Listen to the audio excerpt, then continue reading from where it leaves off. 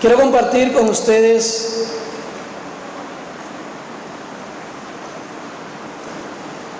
algo que nos compete a todos nosotros, y yo creo que a todos los creyentes.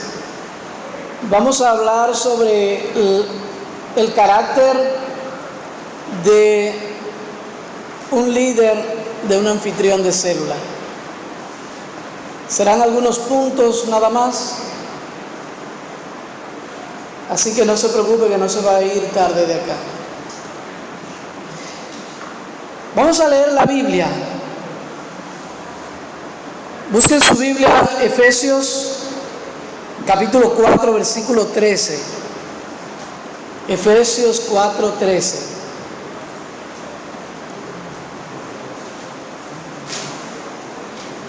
Quisiera saber cuando todos lo tengan, para que iniciemos ya teniéndolo todos y todos podamos leer. Efesios capítulo 4, versículo 13. ¿Lo tienen? Dice así: hasta que todos lleguen a la unidad de la fe y del conocimiento del Hijo de Dios, a un varón perfecto, a la medida de la estatura de la plenitud de Cristo.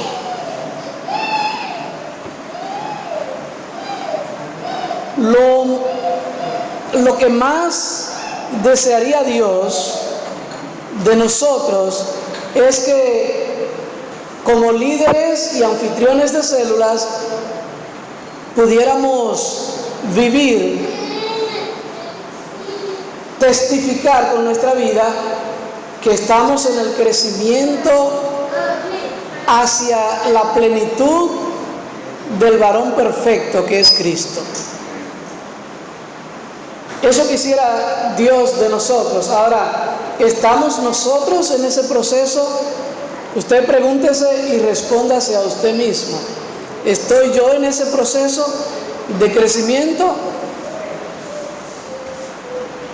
Para esto vamos a ver algunas características que deben habitar en el creyente para que eso se pueda dar.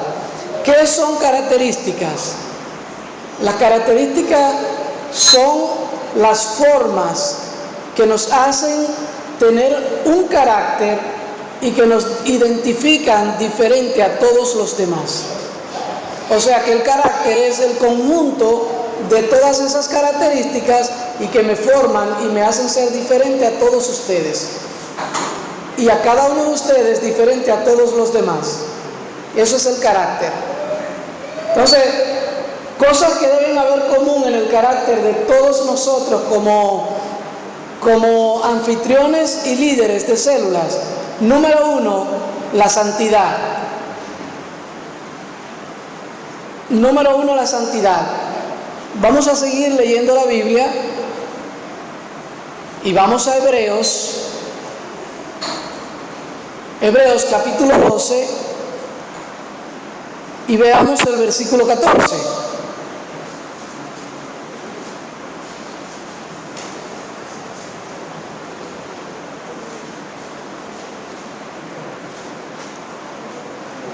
La Reina Valera 1960 dice: seguid la paz con todos y la santidad, sin la cual nadie verá al Señor.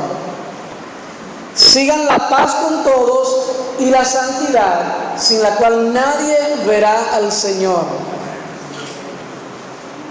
En la carta de Pedro, escribe Pedro también, en el primer capítulo,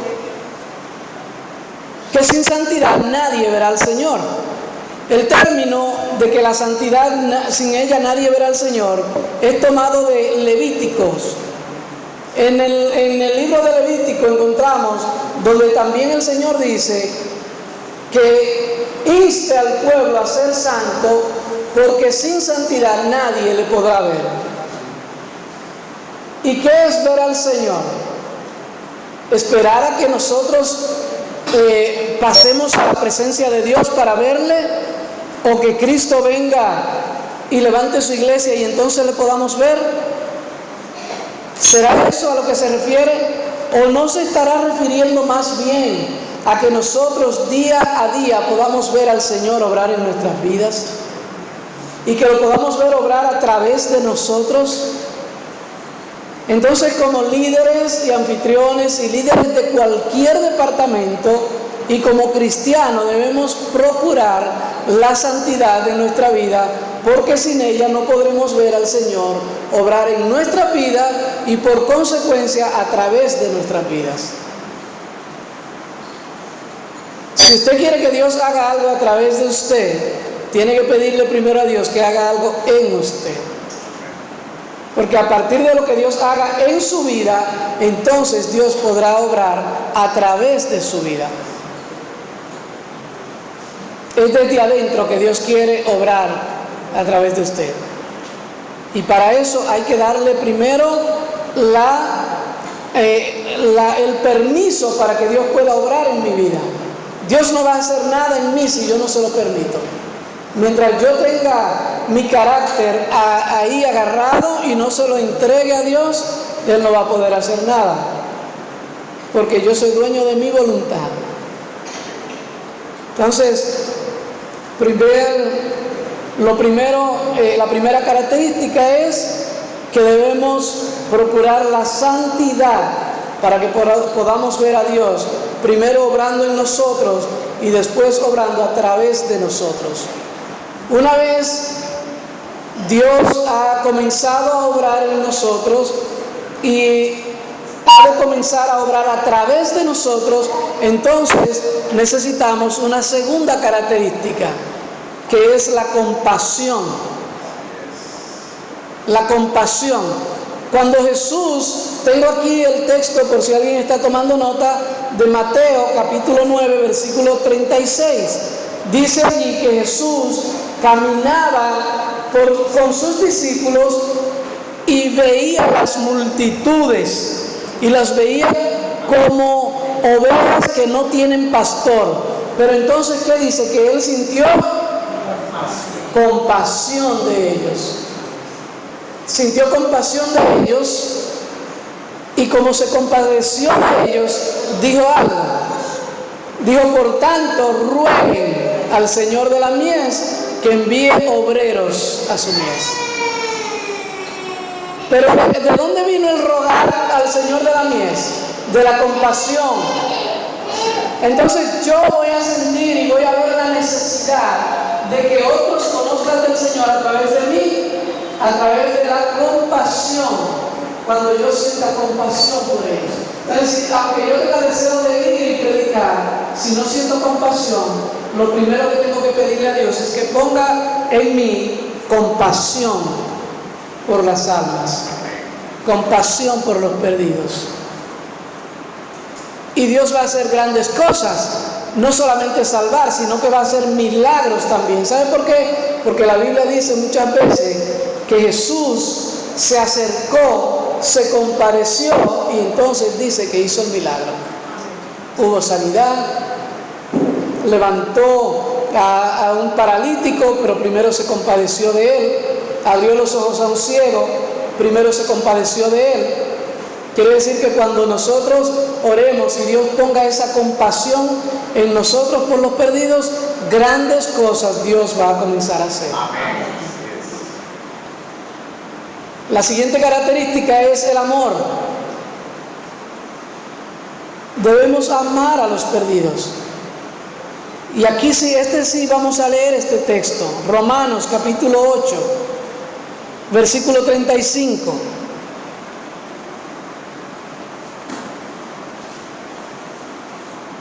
¿Por qué debemos amar a los perdidos? Porque, número uno, nosotros estuvimos perdidos una vez. Y cuando amamos a los que están perdidos, hacemos memoria de dónde yo estaba. Y entonces cuando recuerdo dónde yo estaba, quién yo era, entonces yo tengo conciencia de que debo también ir por otros. Romanos capítulo 8, versículo 36, versículo 35. Como está escrito, por causa de ti.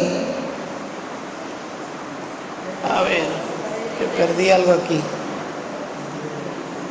Por causa de ti somos más que vencedores.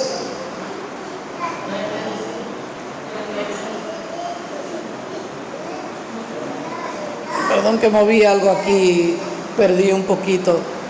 A ver, 8:35. Dice, ¿quién nos separará del amor de Cristo? ¿Tribulación o angustia? ¿O persecución? ¿O hambre o desnudez? ¿O peligro o espada? Como está escrito, por causa de ti somos muertos todo el tiempo, somos contados como oveja de matadero. Y el 37 dice, antes en todas estas cosas somos más que vencedores por medio de aquel que nos amó, por lo cual estoy seguro de que ni la muerte ni la vida, ni ángel ni principado, ni potestad, ni lo presente ni lo porvenir, ni lo alto ni lo profundo, ni ninguna otra cosa creada nos separará del amor de Dios que es en Cristo Jesús, Señor nuestro. Entonces nada debe separarme a mí del amor de Dios. Ahora, ¿qué dice la Biblia? Que ese amor que Dios manifestó para mí, me amó, por eso me sacó, ha sido depositado en nuestros corazones. Y ese mismo amor debe manifestarse en nosotros para con los demás.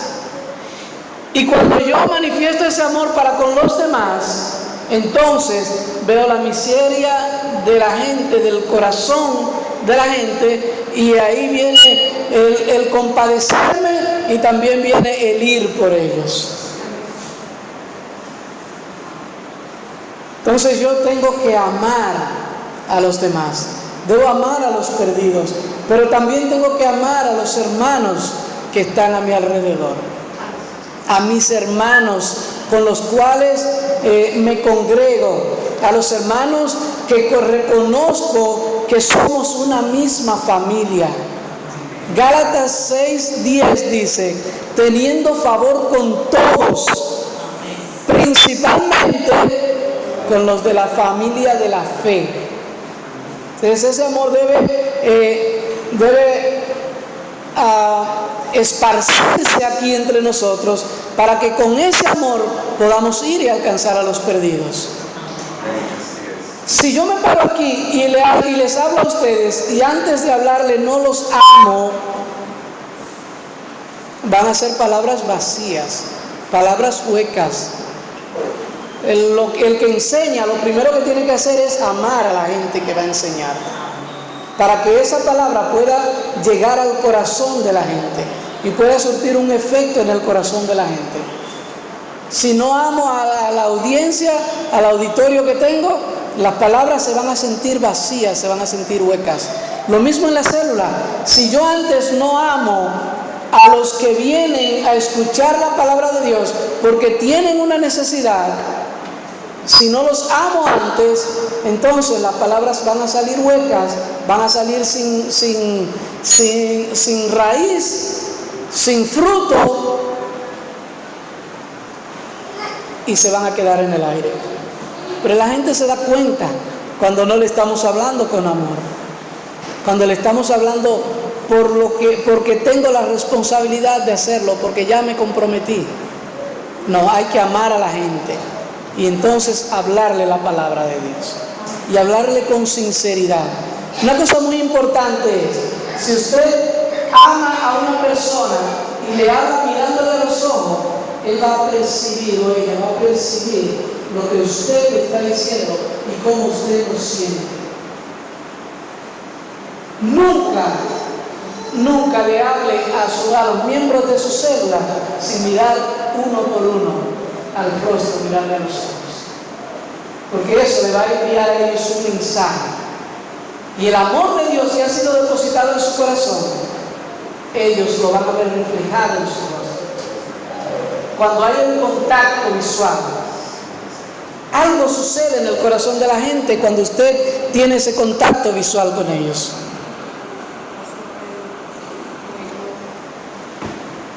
¿Cómo?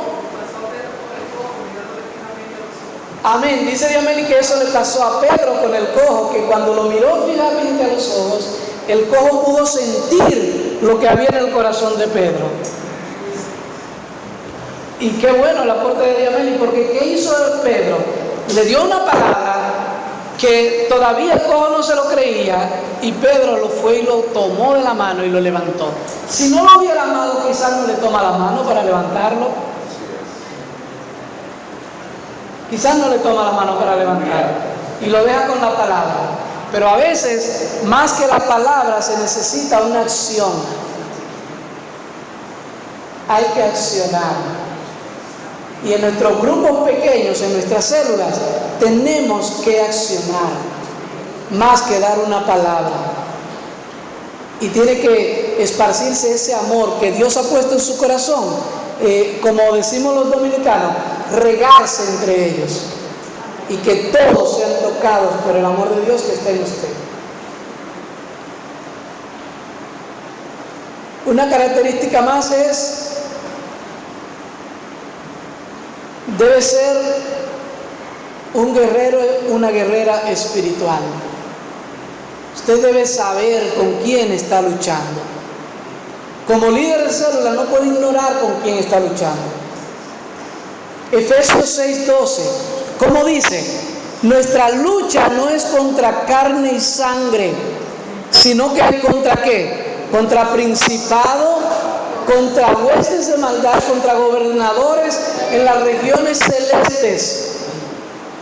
Entonces, si nosotros tenemos una lucha que no es contra carne y sangre, tenemos que prepararnos no en carne y en sangre. Como es una lucha espiritual, tenemos que prepararnos en el espíritu para esa batalla. Amén. Y esa batalla viene y se manifiesta, nosotros nos preparamos para esa batalla cuando entramos en la presencia de Dios, en oración, en lectura de la palabra, en búsqueda continua de Dios. Entonces yo tengo que ser una persona que tiene una disciplina de buscar a Dios continuamente. Coma mucha boa, Biblia, oración y ayuno. A mí me llama mucho la atención, a veces yo escucho que decimos, yo también lo he hecho, decimos, tenemos ayuno y oración. A mí me gusta más escuchar, tenemos oración y ayuno, porque la oración es más importante que el ayuno. No es que está mal que se diga ayuno y oración, pero me gusta escucharlo más así. No altera. Gracias, pastora. El orden de los factores no altera el producto, por eso yo digo que a mí me gusta, no que está mal, Sí, la oración, la lectura de la palabra, el ayuno continuo debe ser una orden en mi vida, debe ser una práctica, una disciplina en mi vida. Eso es lo que se llama una vida de adoración. La adoración, lo enseñamos, es un estilo de vida, pero a veces entendemos por la adoración como estilo de vida el vivir siempre pensando en la exaltación a Dios. Y entonces estamos hablando de adoración y pensando en alabanza. Porque cuando habla en el libro de Números de los sacrificios continuos, de los diferentes sacrificios, dése cuenta que cuando menciona, el primero que menciona es el holocausto. El holocausto es la representación de la adoración. Y dice que lo hará todos los días. Pero cuando habla del sacrificio semanal, después dice, junto con el holocausto continuo. Y cuando habla del sacrificio cada 7 semanas, junto con el holocausto continuo. Y del sacrificio anual, luego dice, junto con el holocausto continuo. Y cada vez que menciona un sacrificio más, habla de que también lo haga junto al holocausto continuo. Porque el holocausto era el todo quemado. Déjeme ver. Nosotros debemos llevar. Yo iba a decir eso cansado, pero no llego hasta el ¿Por qué me pusieron un cable tan corto, Sí, precisamente por lo que dice la pastora, es porque el holocausto es el sacrificio del todo quemado, que es lo que lleva olor grato delante de Dios. Entonces lo que debe llevar olor grato delante de Dios es mi manera de proceder en mi vida. Todo lo que hago que agrade a Dios, le exalte y le dé gloria a su nombre.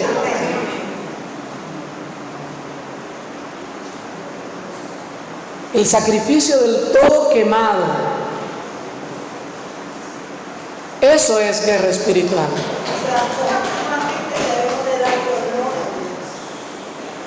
Sí, continuamente debemos darle olor a Dios. ¿Por qué? Porque eso es guerra espiritual. Cuando usted se convirtió, inmediatamente entró en una guerra.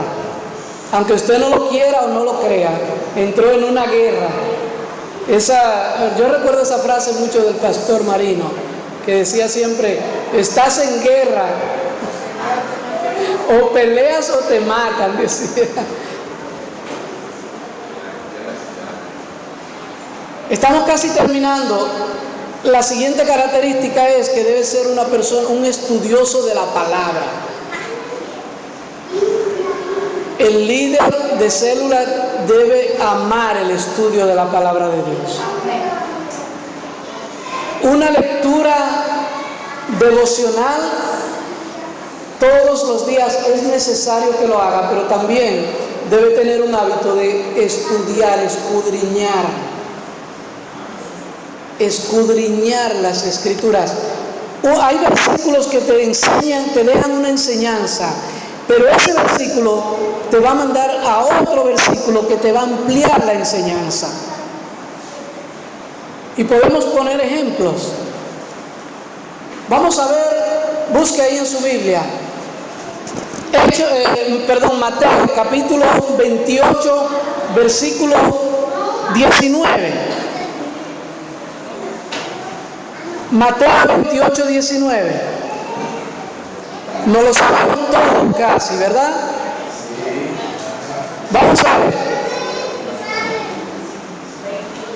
28, 19. Todos los líderes de células se lo saben, porque casi en la mayoría de las reuniones de células se leen esos versículos. Pero ¿cómo dice?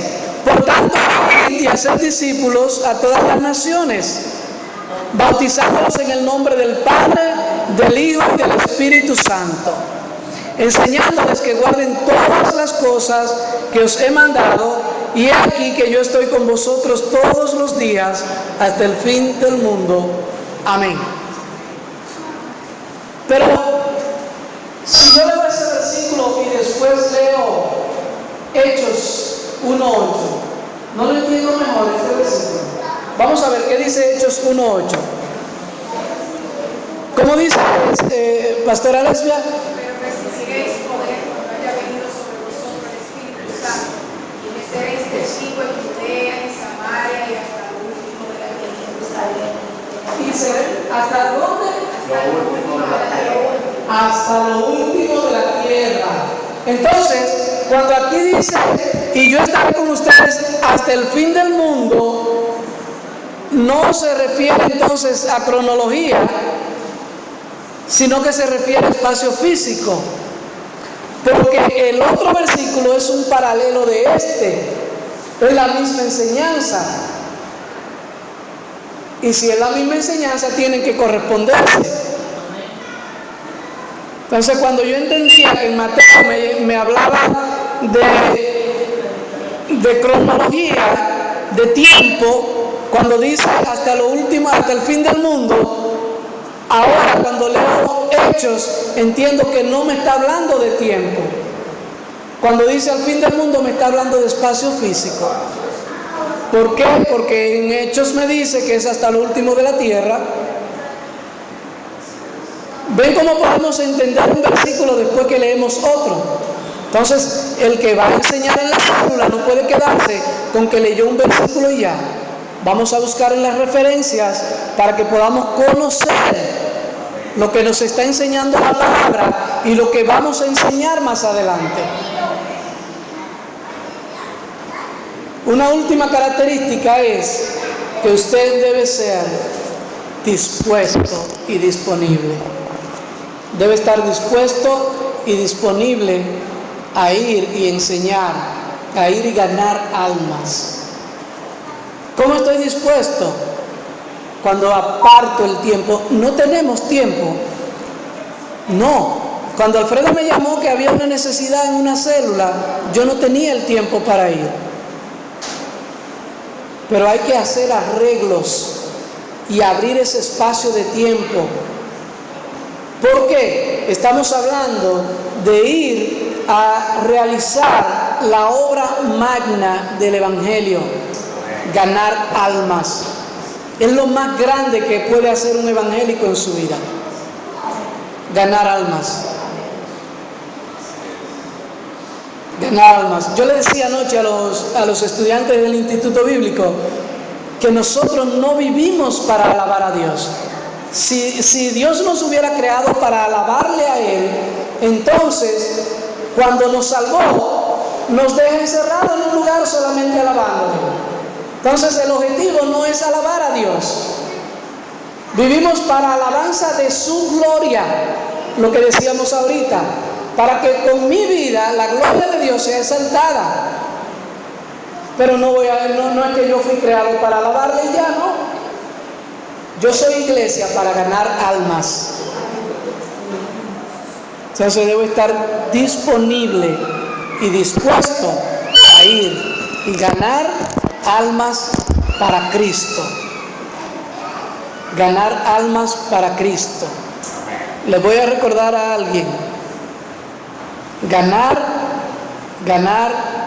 y ganar almas para el Señor. Vamos a orar. Incline su rostro ahí y oremos. Padre, en el nombre de Jesús. Gracias, Señor, por la enseñanza que me permites traer en esta noche. Gracias, Señor, porque al hablar tu palabra como representantes del reino, como representantes tuyos, Señor, nosotros nos hacemos portadores de tu gloria. En el nombre de Jesús de Nazaret, yo quiero pedirte, Señor, que esta palabra no se quede flotando en los aires, sino que llegue hasta lo más profundo del corazón de cada persona que ha escuchado. En el nombre de Jesús de Nazaret, yo te pido, Señor, que estas características de las que hemos hablado, tú seas, oh Dios, impartiéndole en cada uno de nosotros. Y si aún en nosotros todavía no se ha manifestado alguna de ellas, que podamos pedirla con anhelo y que podamos pedirla con deseo de que ella se manifieste en nuestros grupos pequeños. Oramos, Señor, por cada grupo de célula que tiene esta iglesia, que está formado ya. Oramos, Señor, por su crecimiento numérico, por su crecimiento espiritual, y oramos por su crecimiento intelectual. En el nombre de Jesús de Nazaret, oramos, Señor, para que nuevos grupos se abran, que seas tú poniendo en el corazón de quienes todavía no tienen un grupo de célula, para que haya la disposición y haya la disponibilidad para ir y predicar tu palabra. Que nuevas casas se abran para que tu palabra sea predicada, para que tu palabra sea enseñada en ellas, Señor. En el nombre de Jesús de Nazaret, te doy gracias porque tú has sido fiel y hasta aquí nos has ayudado, Dios. En el nombre de Jesús, amén. Amén. Dios les bendiga.